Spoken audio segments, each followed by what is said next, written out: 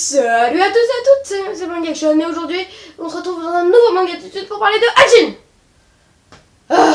Mec, record de l'intro la plus courte du monde battu. Ah merci, ça fait du bien.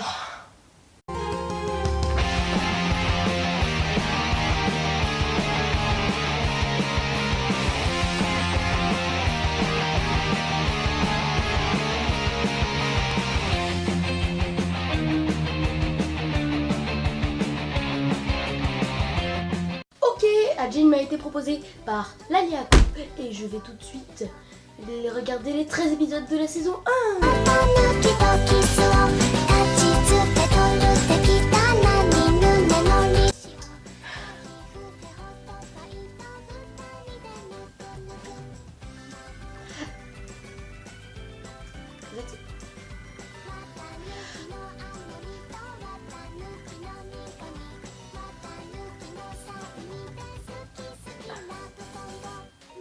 J'arrive pas à trouver les défauts. Normalement dans chaque manga attitude je parle d'au moins un défaut du manga. Pourquoi? J'arrive pas. Tout est bien.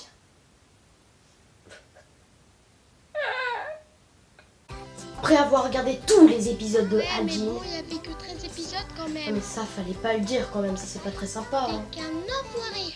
Comment? Oh, un bonus. Bon bah sinon à part ça bah, je trouve pas trop de défauts. Si mais t'as quand même oublié de citer. Ah bah non, tu vois. Par la limite des graphismes 3D qui du coup ne font pas trop s'habituer. Pour vous donner une image des graphismes, bah pour ceux qui ne voient pas, et bah tu vois les jeux Naruto, et bah c'est à peu près les mêmes graphismes. Les jeux qui sortent il y a pas longtemps quoi. En tout cas à part ça, quand j'ai découvert Hajin, dans ma tête ça a fait ça.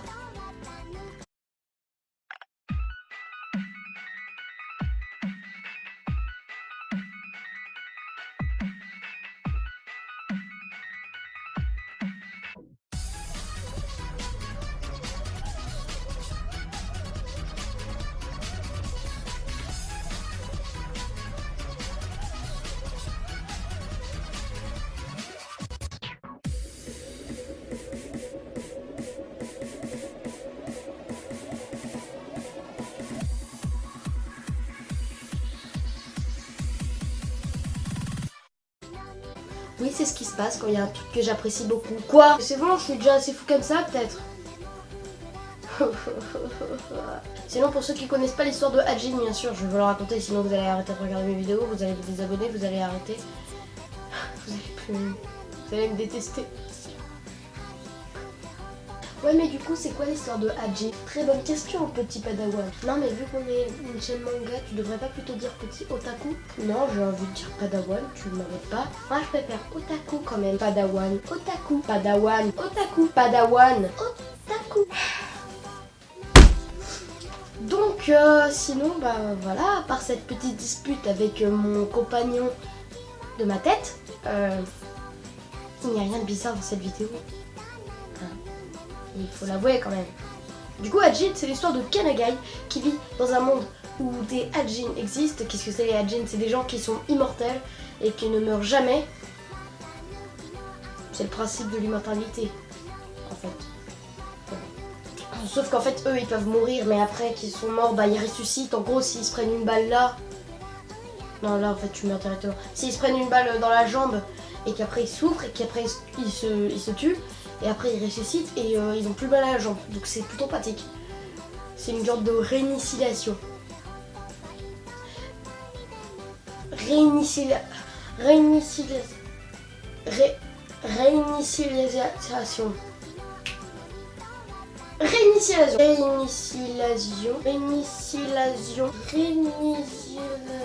Ok, vous m'avez compris quoi, j'arrive jamais à prononcer ce mot, mais bon, c'est pas grave. En gros, ça c'est les caractéristiques de l'Hajin. Et Kanagai, qui vit dans ce monde, un jour, en rejoignant ses amis, entre guillemets. Pourquoi tu fais entre guillemets? Parce que c'est pas trop des amis, tu vois. Mais ouais, mais c'est des amis qui me font penser à toi. C'est pour ça que je mets entre guillemets. Je sais pas, c'est très gentil. Tu t'en vas. Tu t'en vas très loin. D'accord. Donc en rejoignant ses faux amis, eh bien il se fait heurter par un camion.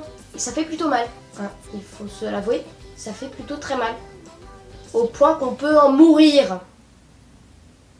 Est-ce que je suis assez directe comme ça? Donc après s'être fait heurter par ce pauvre petit camion qui n'avait rien demandé, parce que après l'accident, bien sûr, le chauffeur sort et il montre du doigt le feu rouge en disant j'avais la priorité, c'était pas au gamin de passer.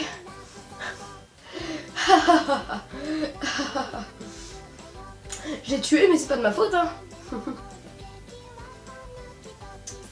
Donc après ce petit accident, tout le monde crie en disant ah pourquoi il est mort. Et lui par contre Kianaga, lui il est sous le camion et il se réveille parce que c'est un Najin. Et il se dit mais qu'est-ce qui se passe? Et quand il sort du camion, il y a tout le monde qui le voit. Oh mon dieu, comment qu'il a fait? Et il y a tout le monde qui dit bah c'est un Najin. Très bonne déduction. Très bonne déduction. Donc après cela, bah il se fait poursuivre par la police, par le gouvernement. Ensuite, il rencontre des méchants Ajin qui veulent démolir le gouvernement japonais. Parce que ça se passe au Japon, au cas où je n'avais pas précisé. Ça paraissait logique. Donc, après ceci, lui, bah, il est tout paniqué et il se fait rejoindre par son ami dont j'ai oublié son nom parce que je n'ai absolument aucune mémoire, parce qu'en fait, il faisait l'apparition que dans les premiers épisodes. Et que du coup je pensais ça inutile de me rappeler de son nom. Voilà. Il a les cheveux blonds avec un truc noir là. En gros. Voilà. Si vous connaissez le nom, dites-le moi dans les commentaires parce que moi j'ai totalement oublié. Voilà. Donc après cela, bah, il se fait poursuivre par le gouvernement et bah, il s'en va. Et il va dans une maison tranquille avec une grand-mère. Jusqu'au moment où le gouvernement le retrouve. Ah, je vous ai spoilé la fin de la saison.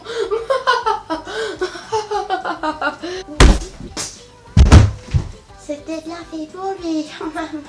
Tu joues très mal, tu sais. Et comment ça se fait que t'es debout aussi rapidement? Tu n'auras jamais ton heure de cours. Jamais. Donc, désolé de vous avoir spoilé la fin de la saison, c'était beaucoup trop tentant. Donc voilà, c'est tout pour l'épisode 3 de Mangatitude. J'espère que vous l'aurez apprécié. À part le fait que je sois un peu trop fou dans cette vidéo, alors il faut l'avouer, j'étais un petit peu excitée. Merci encore à Laliaku qui m'a proposé ce manga. Et si vous aussi, vous voulez que je parle d'un manga dont vous l'avez apprécié, n'hésitez pas à le mettre dans les commentaires, à liker la vidéo, à partager et à vous abonner. Ça c'est accessoire. Et on se dit à la prochaine fois pour un nouveau Mangatitude. Thank you.